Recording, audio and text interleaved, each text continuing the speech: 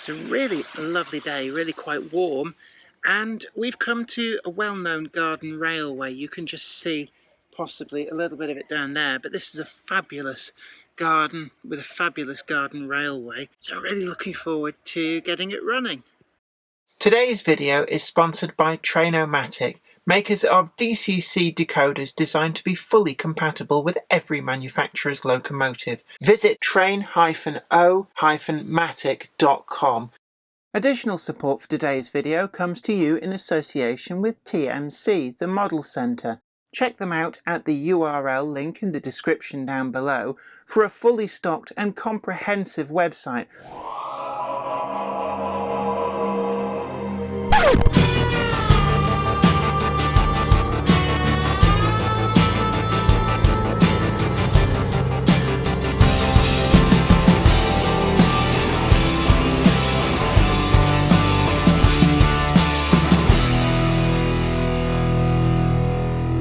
So I'm here with Trevor Jones and with his amazing garden railway, and this is something that I've seen in a lot of magazines and certainly was a great inspiration for my own garden railway. But to come here and be invited here and see it in the flesh, it really is an honour to behold. Running trains in the garden with this magnificent backdrop of the flowers, the trees, what do you find that that having a garden railway like this brings to the hobby that maybe you wouldn't get from having a more conventional layout? Well, you can sit in the garden, have a glass of wine and watch the trains go by, and it's just like 1960s train spotting. Absolutely, and on a day like this, it's absolutely amazing. We've got great weather, and you've got the water features as well. You've got the tinkle of water, and the trains just clickety-clacking around the garden. It really is an amazing experience. When it comes to operating the layout, do you have a particular sequence that you prefer, or is it just simply a case of watching trains go by?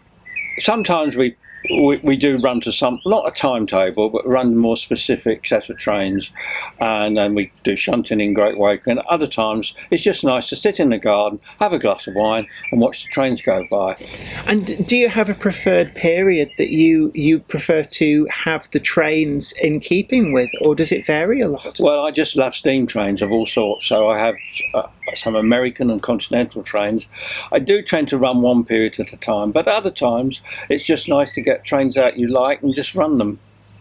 One of the things that I've noticed on this layout is you've got a lot of the ready-to-plant type buildings. Have you found them actually quite resilient out in all weathers? Well, it wasn't until the arrival of the resin buildings that I started to develop little cameos around the garden using the buildings. They're not absolutely terrifically long-lived, but they do live a pretty long time. Most of them go in for the winter, but they're out the rest of the time in the summer. And you do have to repaint them perhaps every 5 years, just as you would a house. And you've also got a lot of point work, which is a very, very bold thing to do in a garden layout, but actually you get a lot of good reliability. Could you tell us a little bit about how you get the points working out in the garden? Well, they actually haven't given me any trouble. The main thing is making sure that the point motor is excluded from the weather. And you'll find, and I'll show you, that some of the points are under cast rocks, others are in buildings.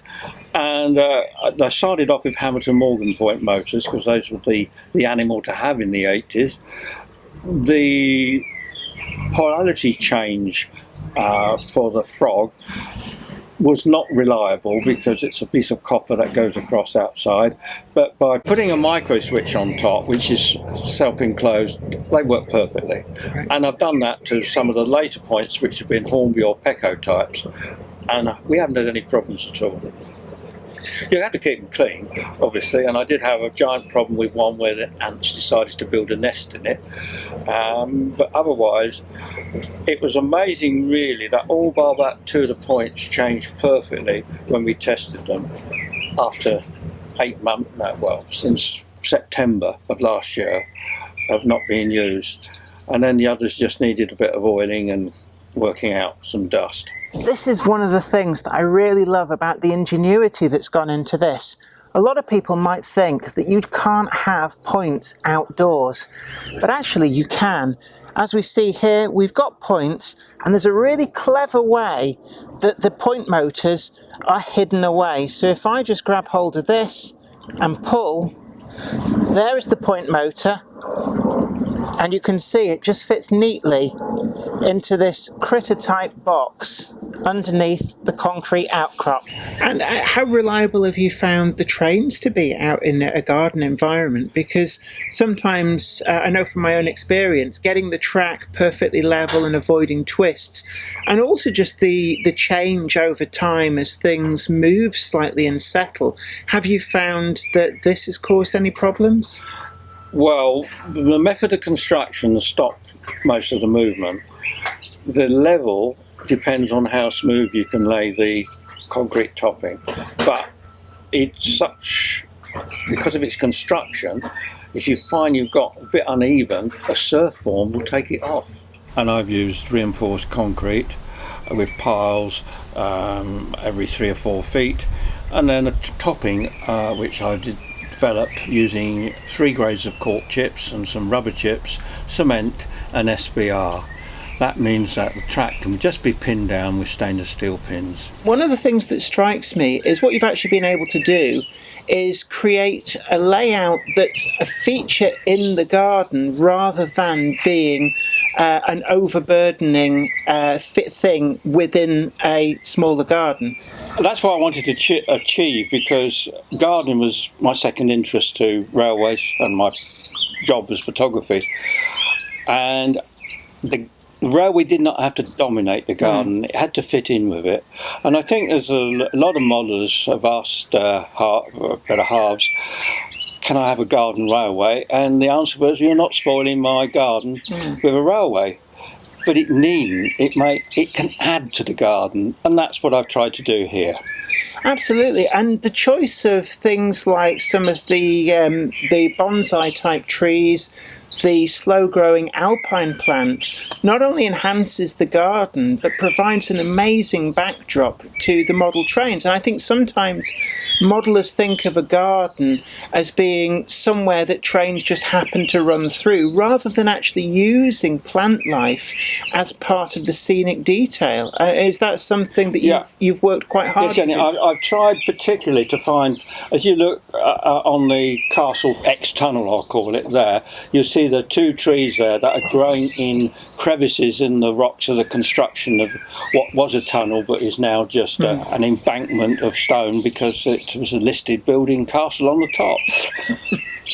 And that restricts their growth too. But you can't go to an ordinary nursery and buy dwarf trees. You have to go to a specialist nursery, and it's grafted rooted stock, and then with pruning you're sort of bonsaiing them by restricting their root growth.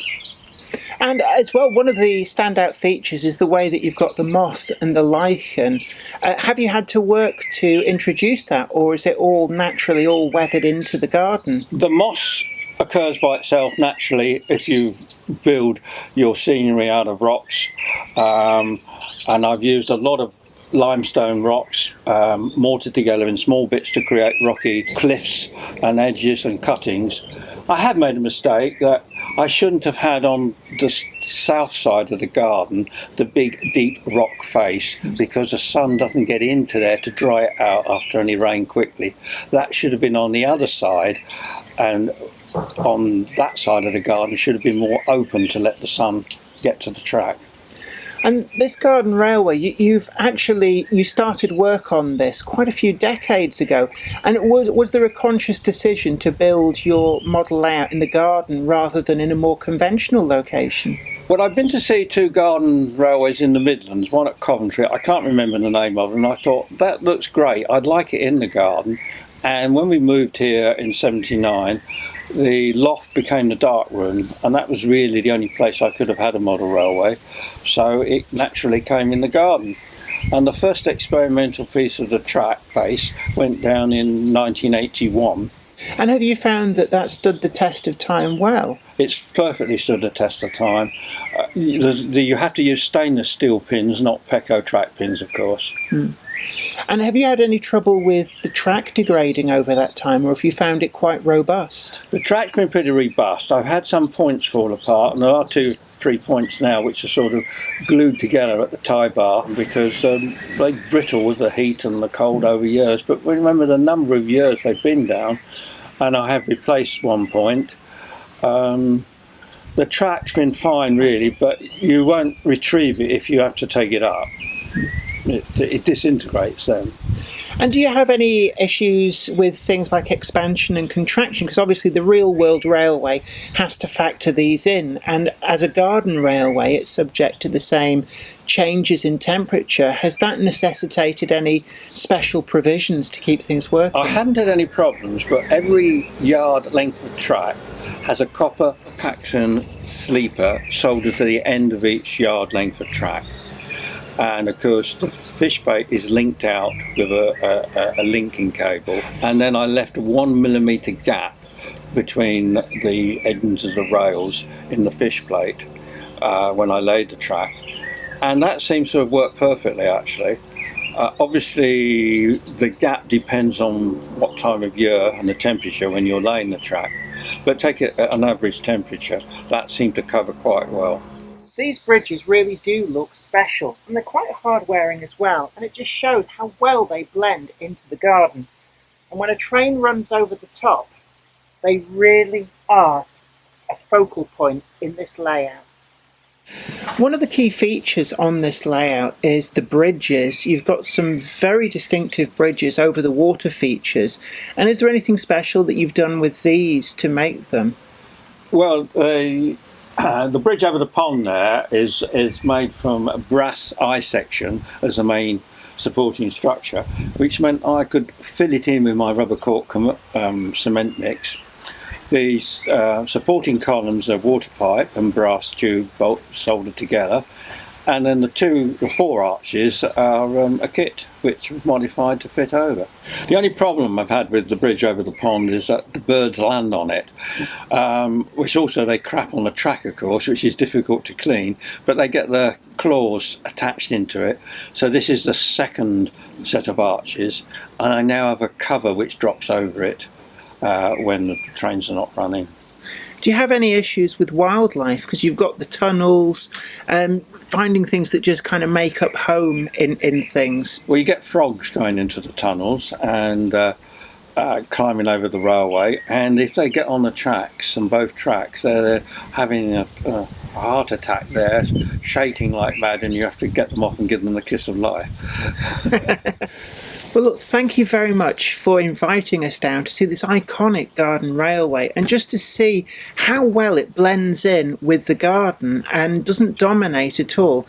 And one last question. If you had advice for somebody starting out who really likes the look of building small gauges in the garden, is there 3 things that you wish you'd known when you started that you would pass on to them? Well, the track bases work perfectly how I've laid it. You could do it now in plastic wood because there's plastic plywood and there's plastic 4x2 and all available now, which wasn't. The mistake I made really was having the deep cutting on the south side of the garden so it's in shade and doesn't dry out quickly enough. Having done this, I came up with the perfect answer. A lot of alpine gardens are quite happy to be partly undercover. So you had the railway coming out of the railway shed where you could have all the loops and the stock, but it's still nice to be outside to control it. Yes. And then it ran through an alpine garden, which was like the bit at the bottom undercover, and I would excavate downwards so it was at this height and then build up the alpine garden as a 4-track but in 2-2s at different altitudes running through a long alpine garden which would be covered, open to the sides but covered to the rain from directly above.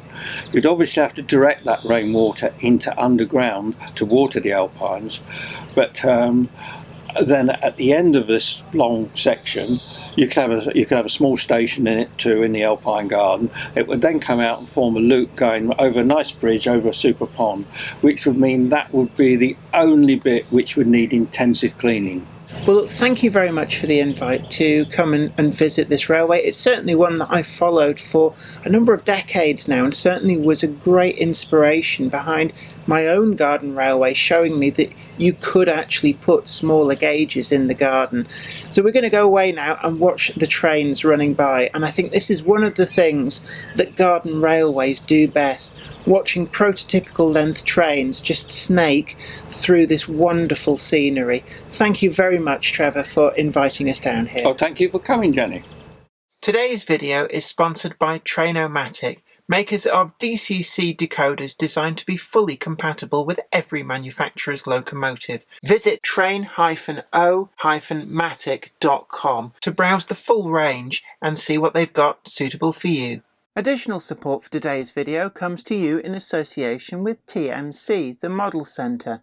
Check them out at the URL link in the description down below for a fully stocked and comprehensive website that covers products from a whole host of different manufacturers.